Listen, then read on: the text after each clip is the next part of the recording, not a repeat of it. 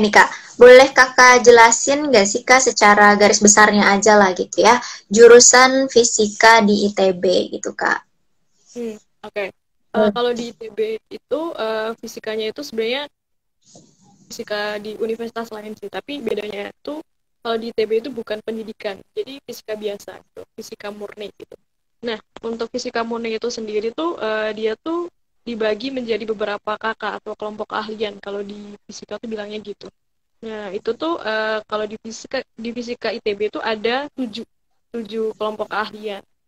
Nah, secara garis besar tuh isinya tuh ada teoritik, terus ada instrumentasi. Kalau misalnya di UGM itu sering disebutnya ELINS ya, elektronika instrumentasi gitu. Terus yang ketiga tuh ada biofisika, terus material, terus ada fotonik dan magnetik, terus ada fisika nuklir juga, dan ada juga fisika bumi dan sistem kompleks gitu. Oke. Oke nih Kak, berarti jurusannya masuk fakultas apa nih Kak? Kalau jurusannya masuknya FMIPA sih. FMIPA, oke.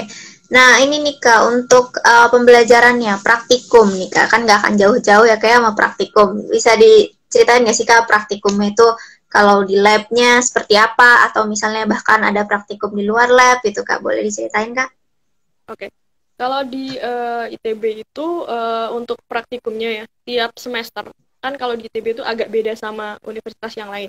Yang pertama itu, kalau misalnya di tahun pertama kan masih ada tahap pengenalan untuk secara umum gitu. Namanya tuh tahap persiapan bersama, di mana itu belum masuk jurusan sih. Jadi pas bener-bener masuk jurusan itu tuh pas tingkat ketiga. Nah, Oke. ketiga itu baru masuk ke fisikanya.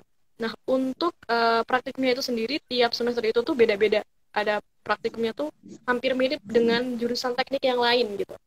Jadi kalau misalnya di teknik yang lain kan ada praktikum tentang termodinamika lah, terus elektronika, terus komputasi, terus praktikum-praktikum yang kayak gitu tuh tiap semesternya tuh ada gitu. Untuk lebih jelasnya mungkin kalian bisa apa ya, lebih mungkin agak beda ya sama yang universitas lain juga, tapi secara garis besar tuh ada komputasi ada, terus elektronika ada, terus praktikum dari yang khusus untuk kakak-kakak itu ada namanya eksperimen fisika. Nah itu tuh selama apa ya, 3 semester ada eksperimen fisika 1, 2, dan 3. Oke nih Kak. Nah menyinggung pembelajaran juga nih Kak, tugas-tugasnya atau misalnya ya macam-macam tugasnya itu kebanyakan itu seperti apa nih Kak? Apakah mini riset atau misalnya review jurnal atau gimana nih Kak? Kalau tugasnya itu sendiri sih sebenarnya biasa aja sih, kayak anak-anak teknik lainnya, kayak misalnya ya itu ada praktikum, terus ada ini juga apa ngerjain soal biasa gitu, terus misalnya pengen riset, ikut riset sama dosen juga bisa. Nah itu biasanya dibukanya tuh di semester 5, namanya studi mandiri terpantau gitu. Biasanya tuh kayak pada ngehubungin dosen, terus ikut riset sama beliau. Nah itu biasanya dapat fee juga gitu, ada kayak Oh, gitu juga. oke, menarik ya. Nah, ini nih Kak untuk lingkungan belajarnya nih Kak. Kan udah kayak wah di ITB pasti anak-anaknya pintar-pintar, ambis-ambis nih. Nah, itu gimana nih Kak? Kakak ngelihatnya di kelas atau teman-teman jurusan tuh gimana nih Kak? Kalau dibilang pinter-pinter gitu mungkin semua orang ya kayak punya mindset kayak gitu, pasti kayak di setiap jurusan tuh pasti ada yang kayak imbalah atau apalah gitu lah yang pinter-pinter gitu. Aku sendiri merasakan teman-teman aku tuh kayak gitu semua gitu. Nah untuk lingkungan belajarnya itu sendiri sebenarnya kayak sangat-sangat bagus gitu. Kalau misalnya kita nggak bisa gitu kayak saling ngebantunya itu tuh sangat kerasa banget. Kalau misalnya menjelang ujian nih ada UTS atau UAS gitu, itu ada cutting yang sering ngasih namanya tutorial gitu di sekre himpunan kita gitu. Nah itu tuh hampir setiap mata kuliah itu tuh ada untuk tutorialnya itu sendiri, hampir setiap jurusan Oke. ada. Oke, jadi maksudnya meskipun tuntutan belajarnya banyak, tapi lingkungan belajarnya pun mendukung gitu ya, Kak ya. Nah, uh, untuk tadi nih kelas konsentrasi atau kelas keahlian itu Kak adanya di semester berapa itu Kak? Kalau di ITB agak apa ya, agak nggak terlalu saklek gitu loh. Kalau misalnya aku nanya temen yang dari universitas lain nih, kebanyakan mereka tuh milih kakak tuh di semester berapa gitu, ada ketentuannya. Kalau ke ITB pas masuk, udah masuk jurusan nih di semester 3 langsung bisa menentukan kakak. Kalau misalnya kita udah tahu kita mau ambil apa, udah bisa nih menentukan kakak dari semester 3. Oke. Dari semester 3 berarti ya Kak ya. Nah, ini nih Kak, banyak juga yang nanya nih, suka dukanya nih Kak, untuk jadi mahasiswa fisika di ITB nih Kak, apa aja nih Kak? Kalau suka dukanya ya, kalau sukanya tuh banyak praktiknya. Aku malah kayak merasa praktikum itu sangat membantu gitu. Karena nggak selalu melulu tentang belajar teori aja, tapi langsung ada aplikasinya gitu. Aplikasi itu langsung bisa kebayang, soalnya kalau misalnya cuma teori doang, itu tuh kayak kurang banget gitu. Apalagi kalau misalnya enaknya ya, jadi jurusan fisika tuh selalu nyambung kalau misalnya kita tuh ajak ngobrol anak-anak dari jurusan teknik lain gitu. Misalnya ngomong sesuatu sama anak teknik sipil gitu, itu tuh nyambung banget, soalnya yang dipelajari mereka kita juga mempelajari, hampir semua teknik tuh kita tahu semuanya. Jadi misalnya aku ngobrol nih sama teman aku yang teknik mesin gitu, itu nyambung sama teknik material, material nyambung, metalurgi nyambung. Jadi enaknya tuh nyambung semuanya, dan bisa bisa apa ya, prospeknya tuh menurut aku bahkan sangat luas banget gitu loh, bisa masuk kemana aja tergantung sama kakak kita yang nantinya misalnya kita pengen kemananya gitu. Nah, untuk dukanya sendiri itu menurut aku ya, uh, ada dua sisi sih, ada suka sama dukanya itu. Sukanya karena banyak praktikumnya, terus ada peluang nih, peluang untuk menjadi asisten praktikum juga kan, menambah Iya. pengalaman, terus dekat sama dosen, terus bisa dapat uang hakun juga. Nah, tapi ada dukanya juga sih, karena banyak praktikumnya itu tuh, jadi kayak misalnya di akhir ya, di akhir mata kuliah itu tuh sering banget ada yang namanya uh, RBL, Research by Learning gitu. Jadi setiap mata kuliah yang udah selesai itu tuh biasanya dikasih kayak semacam tugas besar. Nah, tugas besarnya itu tuh hampir tiap matkul tuh ada gitu, dan itu tuh chaos-chaosnya tuh pas mendekati UTS atau UAS, mendekati UAS doang gitu. Jadi antara mau persiapan UAS tapi harus ngerjain RBL-nya juga, dan RBL itu tuh biasanya berkelompok dan cenderung apa ya, agak berat sih menurut aku, itu Oke. banyak RBL. Oke, berarti yang dukanya ketika harus dihadapkan dengan UAS dan RBL gitu ya Kak ya. Nah, untuk mata kuliah sendiri nih Kak, mata kuliah selain praktikum tadi ya Kak ya, yang paling favorit buat Kakak atau yang paling berkesan banget Kak apa nih Kak? Hmm, mata kuliah sebenarnya aku kayak nggak punya yang benar-benar aku suka gitu ya, kayak biasa aja semuanya gitu. Tapi mungkin yang paling membekas itu termodinamika ya. Soalnya dulu tuh termodinamika di zamannya aku itu tuh nggak wajib gitu. Tapi pas pergantian kurikulum kemarin itu jadi wajib. Nah, sebelum dijadiin wajib tuh aku udah ambil gitu. Nah, itu tuh ya emang senang aja. Padahal kebanyakan orang tuh kayak menghindari aja sama yang namanya termodinamika gitu. Tapi kalau aku tuh kayak seneng aja, soalnya dosennya tuh dosen yang keren banget gitu. Kayak dia tuh profesor yang udah berpengaruh gitu di dunia gitu. Jadi kayak enak banget gitu aja sama beliau. Oke. Oke, jadi mata kuliah berkesannya itu juga didukung sama tenaga pengajarnya gitu ya, dosennya yang memang juga cara mengajarnya keren gitu ya kayak. Nah, ini nih Kak, alasan Kakak nih, kenapa Kakak pilih fisika dan kenapa pilih di ITB gitu Kak? Sebenarnya kalau ngomongin tentang kenapa milih fisika, sebenarnya aku nggak pernah yang namanya milih fisika gitu. Oh, Bahkan kayak apa ya, kalau boleh jujur sih ini tuh yang paling aku hindari. Awal-awalnya tuh aku pengennya tuh masuknya tuh arsitektur sebenarnya, tapi karena SNMPTN-nya aku tuh pilihan satu arsitektur, terus pilihan keduanya tuh FMIPA ITB, terus yang arsitektur ini tuh aku ketolak gitu. Jadi ya udah masuk kita aja gitu. Terus alasan ini adalah alasan kenapa aku tuh nolak, kenapa aku tuh milihnya arsitektur sama di FMIPA gitu.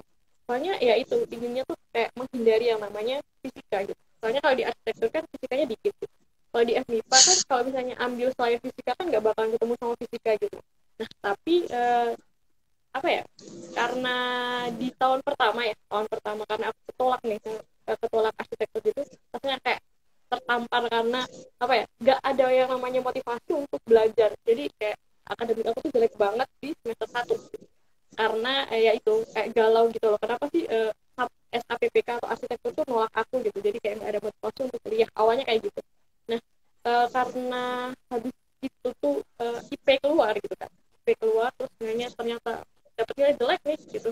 Nah itu kayak jadi sadar banget nih, terus aku kayak pengen tahu gitu loh, kenapa sih aku kayak kayak gini banget, terus kenapa sih aku kok benci sama fisika gitu, padahal fisika tuh belum pernah aku coba sebelumnya gitu. Misalnya uh, kan punya pemikiran kayak udah benci dulu gitu kan, terus aku kayak di situ tuh pas daun-daunnya gitu kan, pelampiasan aku atau pelarian aku kan ikut organisasi yang banyak banget, kayak dari BEM, MWAWM, terus udah kegiatan mahasiswa banyak banget, kayak hampir semuanya aku ikutin gitu. Nah dari situ tuh malah aku kayak apa ya, punya banyak temen yang ngebuat aku tuh menjadi seseorang yang sangat beda sama aku yang dulu gitu. Aku yang dulu tuh orang yang sangat apa ya, pendiam dan penakut gitu. Nah, tapi aku bisa berubah ketika aku melawan itu dengan cara ikut organisasi gitu. Padahal dulunya kayak seru banget gitu, di SMA nggak pernah ikut apa-apa sama sekali. Terus dari situ tuh aku kayak merasa pengen apa ya, uh, nge-challenge diri aku, pengen masuk di jurusan yang sebenarnya aku sangat benci. Nah itu sih awal mulanya dari itu, dan pas masuk ternyata aku sangat enjoy dengan itu. Ternyata fisika Oh. tuh cuma kayak gitu gitu, udah Oh. sampai tahap yang kayak gitunya gitu. Nah itu sih. Jadi takut di awal ya kayak sebelum mencoba, ternyata setelah dicoba tidak seburuk itu gitu ya kayak.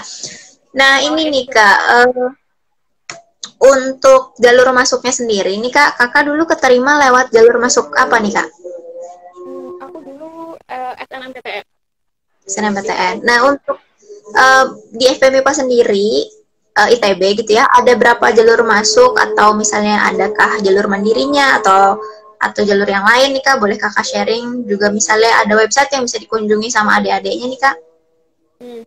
Kalau websitenya tuh bisa langsung aja ke itb.ac.id ya, langsung aja di search gitu di Google pasti keluar. Kalau untuk jalur masuknya itu tuh ada 3. Pertama lewat jalur undangan atau SNMPTN, terus yang kedua tuh ada SBMPTN atau seringnya sekarang ya namanya UTBK, terus yang terakhir itu mandiri.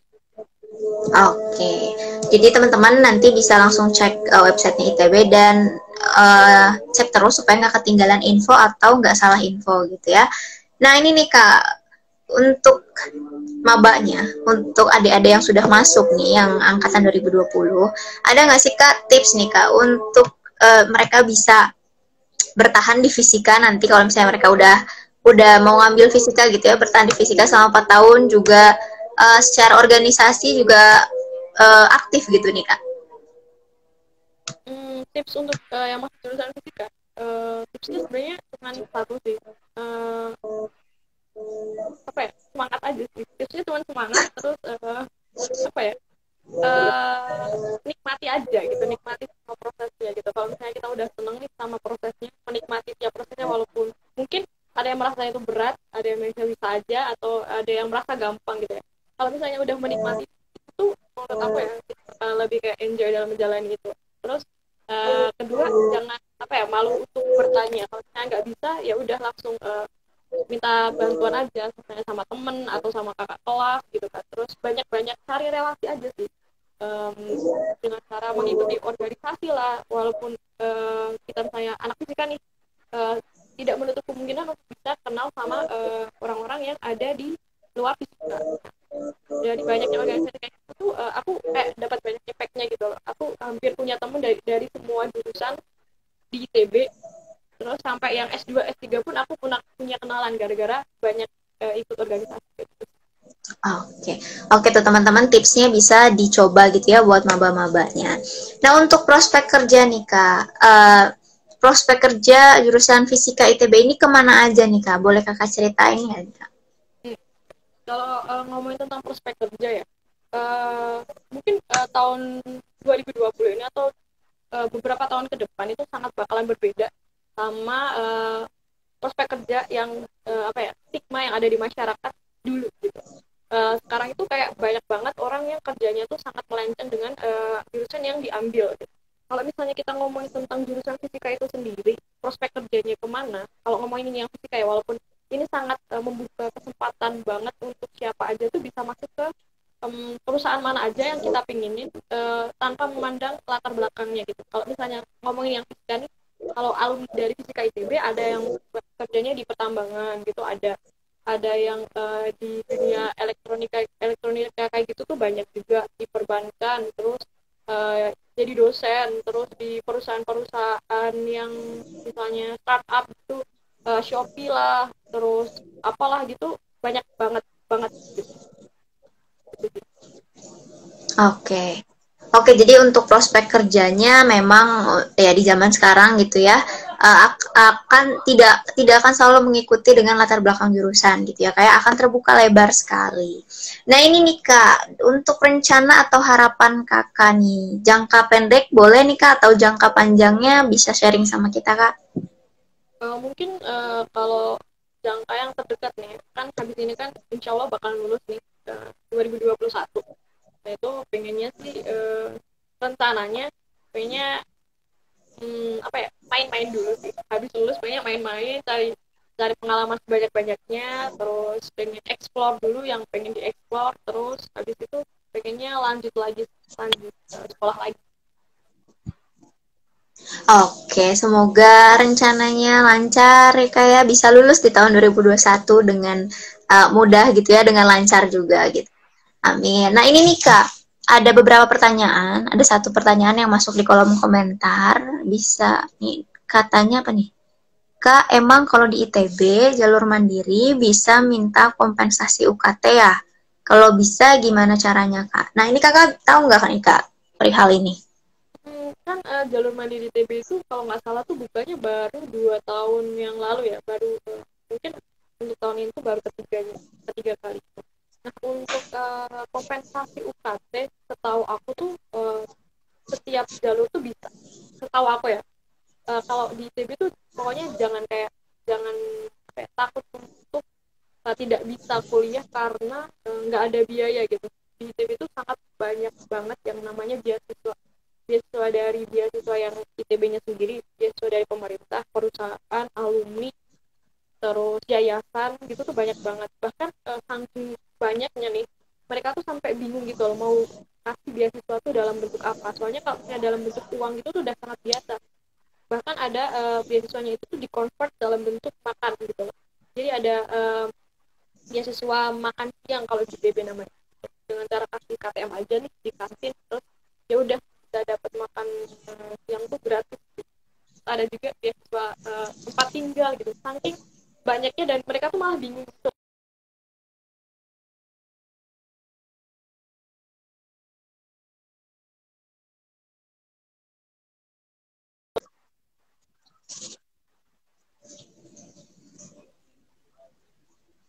Kira-kira bisa menjawab pertanyaan nggak? Oke.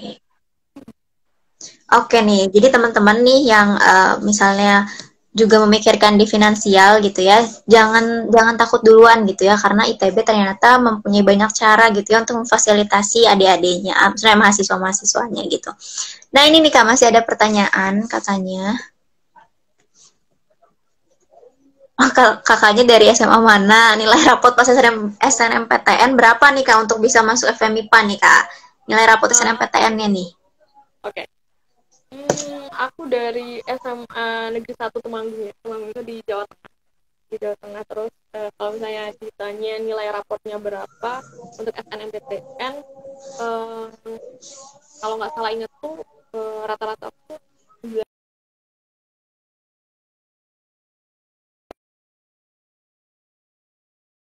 rata-rata itu tuh sebagai penentu apa ya, diterima atau tidaknya SNMPTN. Karena SNMPTN itu sejujurnya merupakan apa ya, suatu keberuntungan aja sih.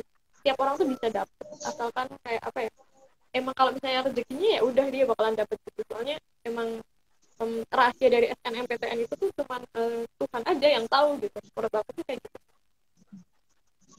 Oke, tuh sudah terjawab ya tadi yang bertanya.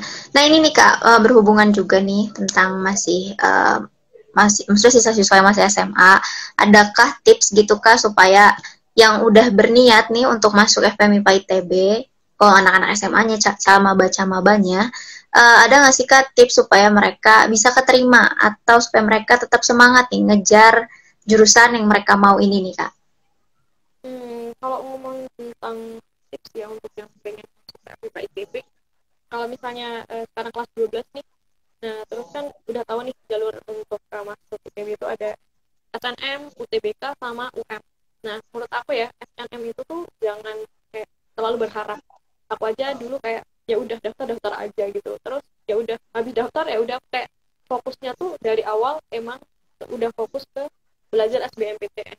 Jadi kalau dulu aku ya prepare SBMPTN itu tuh udah dari kelas 11 semester 1 udah mulai kayak beli buku atau pinjem buku gitu, terus aku ngerjain setiap soalnya gitu, tiap babnya yang kira-kira aku kurang tuh aku pelajarin, terus aku kayak bikin suatu timeline gitu, misalnya pingin paling nggak bisa nih misalnya aku biologi soalnya aku hafalannya tuh kurang gitu, aku bikin timeline sendiri, misalnya 1 bulan aku harus khatam semua materi SBMPTN untuk biologi. Terus um, kalau misalnya yang paling bisa itu tuh misalnya aku paling bisa misalnya matematika gitu, nah itu mungkin waktu untuk alokasi waktu untuk belajarnya tuh lebih bisa didikitin lah, misalnya 2 minggu gitu. Nah jadi saran aku sih lebih ke persiapkan aja kayak apa ya, ketat mungkin, apa ya, ya santai tapi yang serius lah untuk mempersiapkan SBMPTN.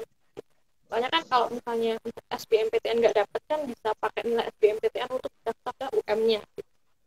Oke, oke tuh ya teman-teman tips dari kakaknya yang masih SMA nih, yang masih berjuang buat masuk FPMIPA bisa dicoba tipsnya gitu ya.